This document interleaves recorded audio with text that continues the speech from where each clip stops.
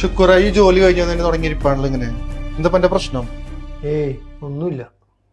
ശുക്രേ, വർഷത്തിൽ ഒരു മാസം ഞാൻ എന്റെ ഭാര്യയുടെ മക്കളുടെ കൂടെ ജീവിക്കുന്നുള്ളൂ. ബാക്കി 11 മാസം നമ്മളെല്ലാരും കൂടി ഈ റൂമിലല്ലേ. നിങ്ങൾക്കൊക്കെ ചെറിയ എന്തെങ്കിലും മാറ്റം ഉണ്ടെങ്കിൽ എനിക്ക് മനസ്സിലാക്കാൻ പറ്റും. ഈ പറയാം എന്താ എന്റെ പ്രശ്നം? അത്യാവശ്യമായിട്ട് നാട്ടിൽ കുറച്ച് പൈസ ഹോസ്പിറ്റൽ കേസാണ്. നീ എന്നോട് ചോദിച്ചാ?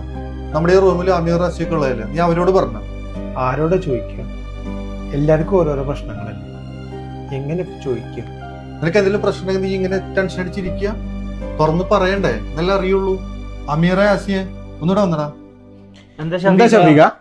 എടാ, ഷുക്കൂറിന് അത്യാവശ്യമായിട്ട് നാട്ടിൽ കുറച്ച് പൈസ അയക്കാണ്ട്. നമ്മൾ 3-4 പേരുണ്ടല്ലോ റൂമിൽ. അപ്പൊ ശമ്പളം കിട്ടിയാൽ തരും. എന്റെ കുറച്ച് പൈസ ഇരിപ്പുണ്ട്. എന്റെയിലും കുറച്ചുണ്ട്. അതെ, നിങ്ങളോടെല്ലാരും കൂടിട്ടാ പറയണത്. നിങ്ങൾക്ക് ആർക്കെങ്കിലും എന്തെങ്കിലും പ്രശ്നങ്ങൾ ഉണ്ടെങ്കിൽ ഇവിടെ തുറന്ന് പറയണം. വെറുതെ ആലോചിച്ചിരുന്ന് ടെൻഷൻ അടിച്ചിട്ട് വല്ല അസുഖങ്ങൾ വരുത്തിച്ചിട്ട് കാര്യമില്ല. പ്രശ്നങ്ങളും